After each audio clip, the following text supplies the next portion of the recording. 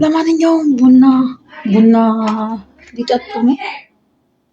እስቲ ሰው ተኝቶ ስንት ሰዓት ነው የተኛችሁ መሰላችሁ? ቅድም አንድ ሰዓት ላይ በእኛ አንድ ሰዓት ተኛች። አሁን ደግሞ ተነሳች፣ ቡና አፍይልኝ አለች። ቡና አፈላለታለሁ። ቡና ካፈላሁላት ቡናዋን ትጠጣለች። ከዛም በኋላ ደግሞ ለነሱ ቀን ነው መሰለኝ አሁን ትወጣለች ማለት ነው። ለማብሳት ትሄዳለች። ከዛ በኋላ አምሽታ በኋላ ነው በቃ የምትመጣ። መሽቶ ማለት ነው እንግዲህ ከሌሊቱ 7 ሰዓት 8 ሰዓት ትመጣለች። እኔ ግን ተኛለሁ። ልጆቹ ራሱ ጠዋት 8 ሰዓት ነው የተኙት ማለት በ8 ሰዓት በእነሱ 8 ሰዓት በእኛ አንድ ሰዓት ማለት ነው። ከጠዋቱ አንድ ሰዓት ነው የተኙት። ሌሊቱ ሙሉ አንግቶ ስልክ ያያሉ፣ ቴሌቪዥን ያያሉ። እንደዛ ያደረጉ ማለት ነው። እኔ ግን አልችልም። ሌሊት እንቅልፍ ካልተኛው ስራ መስራት አልችልም። ራሴን ያመኛል። እና ለማንኛውም ውዶቼ እንዴት ናችሁ? ግን ደህና ናችሁ? ግን ጠፋችሁ እኮ ምንድን ነው እሱ? ጥፍት ነው ያላችሁበት። እና እኔ ነገር ጠፍቻለሁ። እኔም ጠፍቻለሁ። እናንተም ጠፍታችኋል። ግን ደህና ናችሁ? እንዴት ናችሁ? ግን ደህና ናችሁ? ጤናችሁ እንዴት ነው? ስራችሁ እንዴት ነው? እኔ ጋር እግዚአብሔር የተመሰገነ በጣም ደህና ነኝ። ያው መስሬ ነኝ ብያቸዋለሁ። ግብፅ ሀገር ነኝ ብያቸዋለሁ። እንግዲህ ይኸውላችሁ ይሄ ነገር ብጥ ብሏል። ይሄ መርፌ ተወግቼ እዚህ ጋር መርፌ ጥርሴን እየታከምኩኝ መርፌ ሰውዬው ወቅቱኝ ይሄ የኔ አይደለም። ወይኔ ለካ ፕራሷን እንደዚህ ነው እንዴ! ጌታ ሆይ እነዚህ ሆድ የሚቀደዱት ለካ ምንም ስለማይመስላቸው ነው። እናቴ እኔ ይሄ አሁን እንዲህ ብቆርጠው ደስ ይለኛል። ምንም አይሰማኝም፣ ምንም ነገር አይመስለኝም ማለት ነው። ምክንያቱም ምንም እንትን የለውም፣ ድንዝዝ ብሏል። አንድ ጥርስ ለማንተን ለማለት እዚህ ጋር ውድ ጥርስ እናቴ እዚህ ሀገር በጣም ውድ ነው። ኢትዮጵያ ይሻላል መሰለኝ። ስንት ሺህ ብር መሰላችሁ? 17,000 ብር። አንደኛው ሞልቶ እዚህ ጋር የሚሞላ ነበረ እና የተጎረጎረብኝ ነበረ። እሱን ሞላልኝ። ሁለት ነበረ። ሁለቱን ጽድት አድርገን ሞላልኝ ማለት ነው። ሶስተኛ ደግሞ አፌን ያው ከፈታ አድርጌ ሳይ ወይ ምንድነው የምትበላ አላት። ምን እያልሽ ነው የምትበላ? ምግብ በልታ አታውቅም እኔ ጋ አለችው ማለት ነው። ከዛ ምን ይላታል? አይ በቃ ይሰራላት አለ። እሷም ደግሞ ቀላል መስሏት እሺ ችግር የለውም ኧረ ይሰራላት። እንደው ምግብ ተረጋግታ እንደው በበላች ምግብ በልታ ራሱ አጠቅም ደረቅ ነገር አትበላም ምናምን ብላ አስረዳችው ዶክተሩ ማለት ነው። ከዛ በኋላ አቶ ዶክተር እሺ ብሎ አፍሽን ክፈች ያለ አፌን ከፈትኩኝ። ሰራልኝ ማለት ነው። የመጀመሪያ ቀለት ይሄኛው ጽድት አደረገ። ከዛ ውስጡ በጣም ተወርብሮብኝ ነበር እና እሱን አጸዳልኝ፣ ጽድት አደረገልኝ። ፍትፍት አድርጎ ማለት ነው፣ ጽድት አድርጎ። ከዛ ብሩ ጋር ሲደርስስ ላጸዳት ብቻ 4,000 የዚህ ሀገር 4,000 ይህ ማለት ነው። ላፋ አደረገ። አይ በቃ ይሄ ስጦታ ነው አለችኝ። እሺ ዱባይ ቢሆን እኮ እናቴ አትሰጠኝም። ዱባይ ቢሆን 400 ድርሃም አትሰጠኝም። ለ400 ድርሃም ለጥርሴ አትከፍልም። እዛ 800 ድርሃም ተብሎ ነው።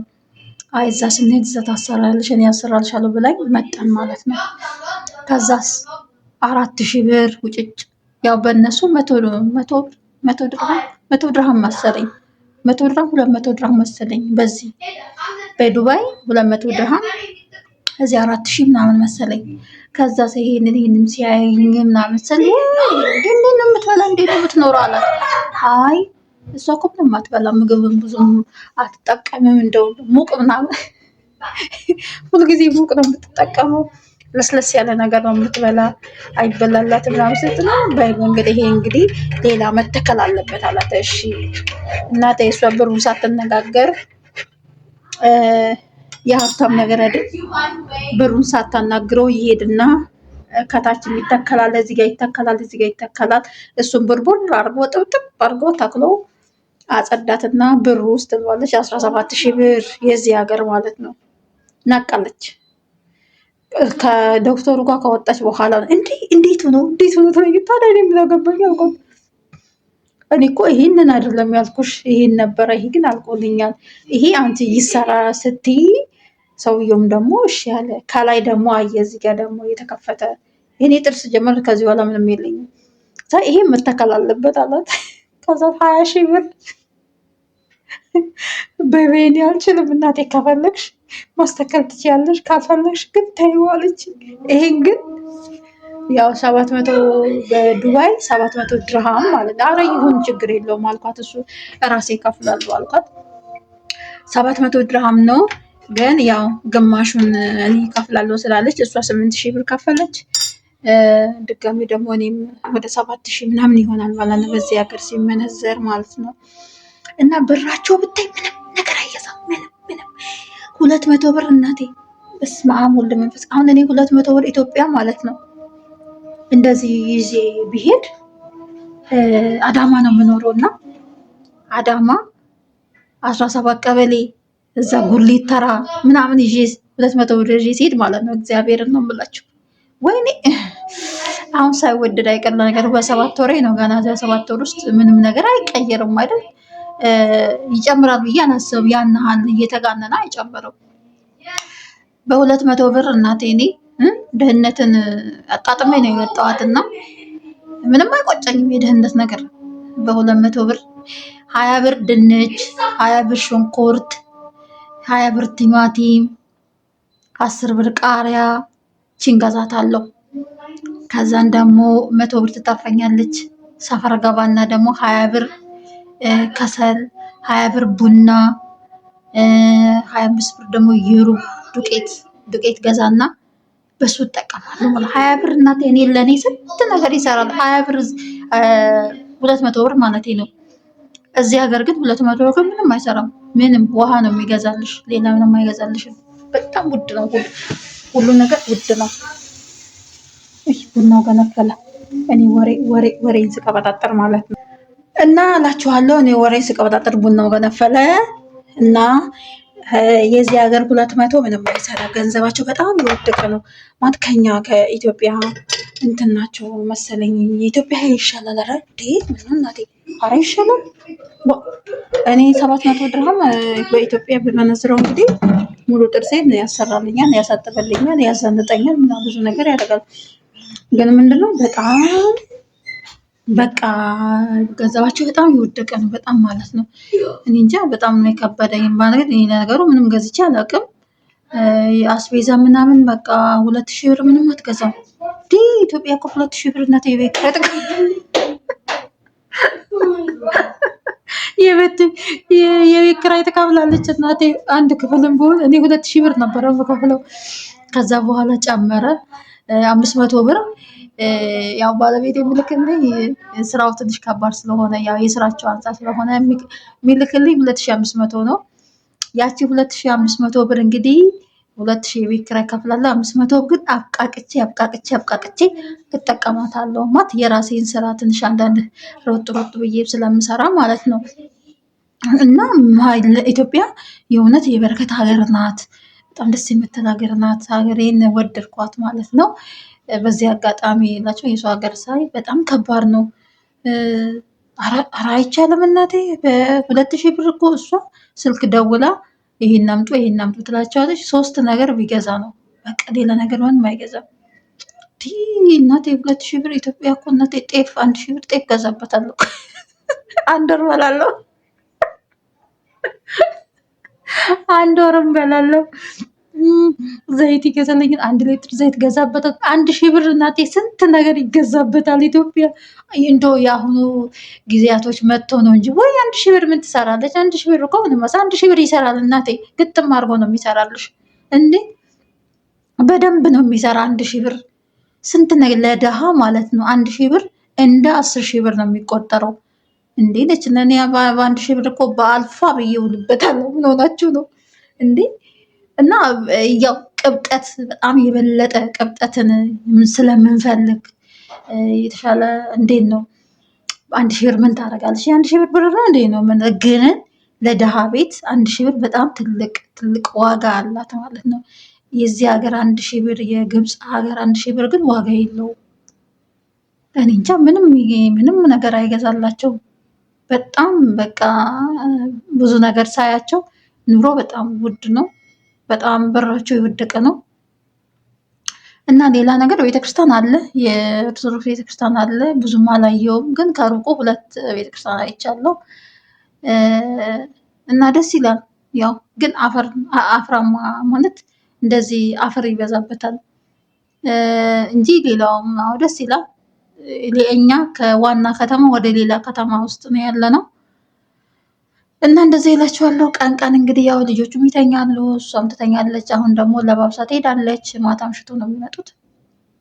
ማታ እንግዲህ እኔ እተኛለሁ። እኔ ጣጣ የለኝም እናቴ። ልጆቹም እዚህ ቁጭ ብሎ ይጫወታሉ። እኔ ብዙም ልጆች ትልቅ ስለሆኑ ማለት ነው። እና እንደዛ ነው እላቸው። የመስሪ ምንድነው የግብፅ አገር ኑሯቸው በጣም እኔ እንጃ አላውቅም። ማለት ያለው ሰው ነው የሚኖረው አለች እሷ ራሱ ስታወራ። ገንዘብ ያለው ሰው ነው እዚህ ሀገር መኖር የሚችለው እንጂ ገንዘብ የሌለው ሰው በጣም በቃ እኔ እንጃ እኔ አላውቅም። በጣም ይከብዳል አለች እናቴ። 2000 ብር 3000 ብር ምንም ዋጋ የሌላት ናት እሷ። አንድ እቃ ደውላ ለማስመጣት 1000 ብር ትከፍላለች። 2000 ይሄ ስንት ናታ ላይ 2000 3000 ትለኛለች እናቴ። እኔ 3000 ብር እኮ ስንት ነገር ሰራባታለሁ ኢትዮጵያ ላይ። እውነቴን ነው ማለት እኔ በ3000 ብር ስራ ሁሉ ሰርቻለሁ። በ3000 ብር አሰላ ሄጄ እንቁላል ለቅሜ መጥቼ ሰርቼ ነበር በ3000 ብር አይደለም። እንደው መጀመሪያ ጊዜ ያው ችግር ሲመጣ ብዙ ነገር ያሳጣል፣ ብዙ ነገር እንትን ይላል እና በ2000 ብር ነው የጀመርኩት። አሰላ ሄጄ በ1000 ብር እንቁላል እንግዲህ 2 ዓመት ይሆነኛል መቼስ፣ ዓመት ከምናምን ይሆናል፣ ግን አሁን ላይ ጨምረዋል። እንቁላል ለቅሜ ያመጣለሁ፣ ለሱቅ አስረክባለሁ። ከዛን የ300 ብር ድንች ግማሽ ኩንታል፣ የ500 ብር ድንች፣ የ300 ሙሉ መዳበሪያ እንትን ጎመን ያመጣልኛል። 3000 ብር ንግድ ያስጀምራል።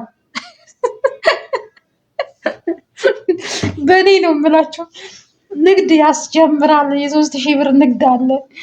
ስለዚህ 3000 ብር እዚህ ሀገር ላይ ደግሞ በቃ ምንም ናት። ምንም የቤት አስቤዛ ሙሉ አይገዛም። ዘይት ገዝቶ ሩዝ ገዝቶ፣ ስጋ አይታሰብም። ስጋ ቶሎ ቶሎ ሀብታም ሰው ብቻ ስጋ ቶሎ ቶሎ የሚበላ። ቶሎ ግን ስጋ አይጠቀሙም፣ ድሃ ሰው ማለት ነው። በወር 2 ወር 3 ወር ነው አለች የሚጠቀሙት። በጣም ውድ ነው አለች ስጋ። ዶሮም እንደዛ ውድ ነው አለች።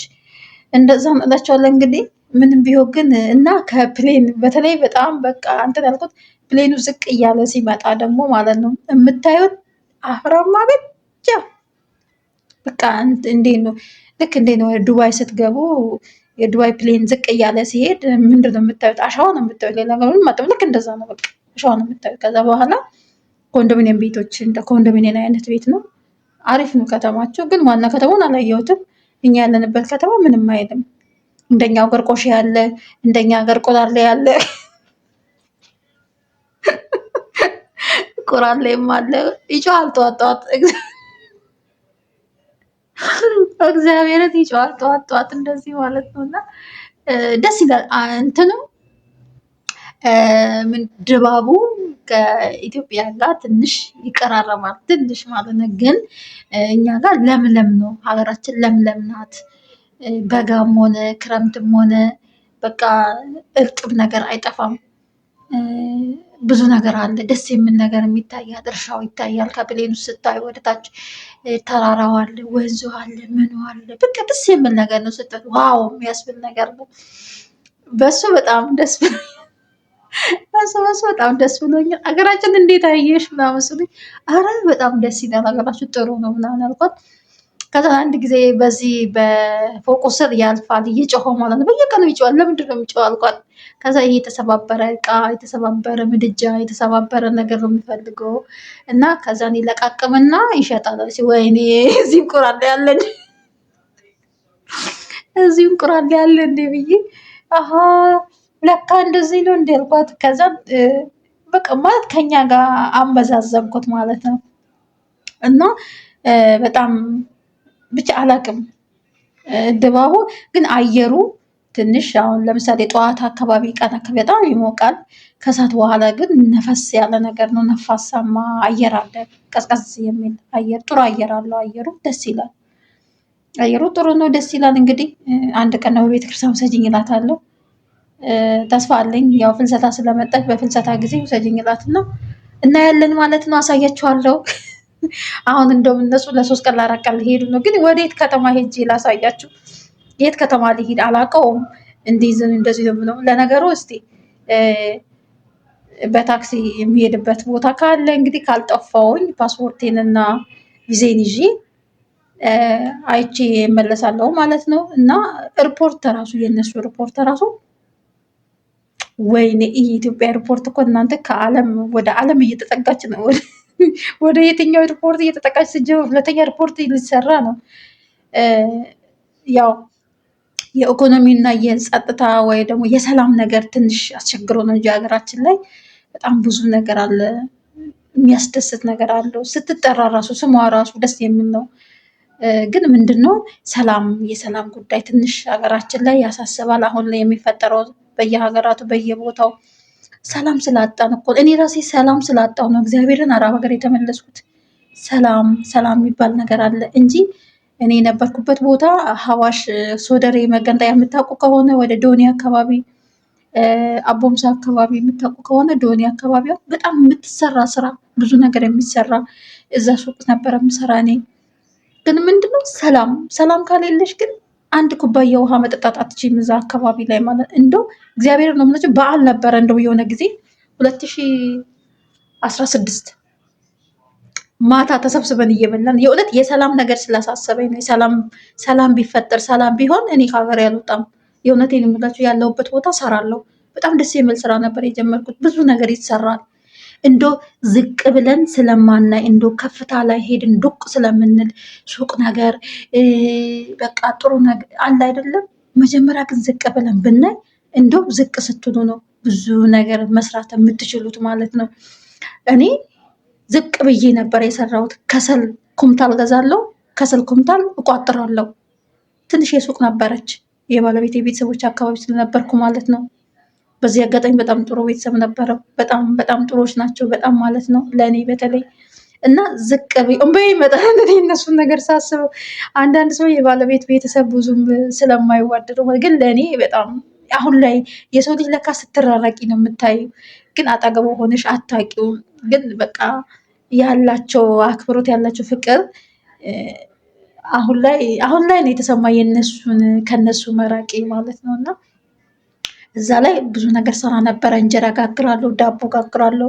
ሱቄን በትንሿ ነበር የጀመርኳት፣ በትንሿ በ5000 እውነቴን ነው የምላቸው 5000 5 ኪሎ ስኳር፣ 3 ሊትር ዘይት፣ ጨው ትንሽ ያመጣ ሱቋም ትንሽ ስለነበረች ከዛስ እያደገ ሄደ። 25 ኩንታል 25 ኪሎ ስኳር ማምጣት ጀመርኩኝ። 20 ኪሎ ዘይት ማምጣት ጀመርኩኝ። አያችሁ አይደለም? በጣም በትንሽዬ ነው የጀመርኳት፣ በትንሽዬ ሱቁ እየሰፋ መጣ። ከዛን ደግሞ ዶሮ፣ ከዛን ደግሞ በቃ እያለ ለካ ዝቅ ስትሉ ነው ወደ ከፍታ የምትሄዱት። እንደነገርኳቸው ምንድነው መሀል ላይ የተፈጠረው ችግር አለ። አካባቢ ጸጥታ በጣም ከባድ ነው። እና ምላችሁ ወደኋላ ልመለስላችሁ ነው 2016 ላይ ዶሮ አቅርበን ዶሮ ወጥ ማታ እንደዚህ እየበላን ማለት ነው። ድንገት የሆነ ነገር ተፈጠረ ማለት ነው። ስሙን መጥራት ስለሚከብደኝ ነው። ከዛ በኋላ መብራት አጥፉ ተባለ። መብራት ጠፋ። ያ ዶሮ ስጋው እንደቀረበ እንቁላሉ እንደቀረበ እዛው በተኛንበት እዛ ቁጭ ባለበት አደርን ማለት ነው። ይሄ ምንድነው? ሰላም ስላጣን ነው። ሰላም ስለሌለ ነው። የሰው ልጅ ሰላም ካለ ያቀረበውን ገበታ በልቶ መጨረስ አይችልም። ገበታ አይደለም እዚች መሻገር አትችይም። አይንሽን ከድነሽ ለመነሳት አትችይም። ሰላም ካሌለ የሰው ልጅ የትኛውም ቦታ ይሁን ሰላም ካለ ሰርተሽም ይሁን ምንም ይሁን ሰርተሽ ትኖራለሽ። በሰላም ትተኛለሽ፣ በሰላም ትነሻለሽ። እዛ አካባቢ የሰው ልጅ ጠዋት ሲነሳ እርስ በርስ ነው የሚተያየው። አላችሁ ጀርታን እየተባባሉ ማለት ነው። ያ ይከብዳል እንጂ ሀገራችን ምንም ያጣች ነገር የለም። የእውነቴን ነው የምላችሁ። ሰው ገባ ብሎ ስለማያውቅ ነው። በተለይ ገጠራማ አካባቢ ላይ በጣም ብዙ ነገር ነው የሚሰራ፣ ግን እኛ ወደ ከተማ ወደ ፎቆ ወደ ምናምኑ ስለምንሮጥ ነው። እና ለማንኛውም ውዶቼ ይህን ቪዲዮ የምታዩ ከሆነ ሼር፣ ሰብስክራይብ፣ ኮፒ ሊንክ እያደረጋችሁ ተባበሩ፣ እንተባበር፣ እንተጋገዝላችኋለሁ። ባይ ባይ፣ ሰላም ሁኑ።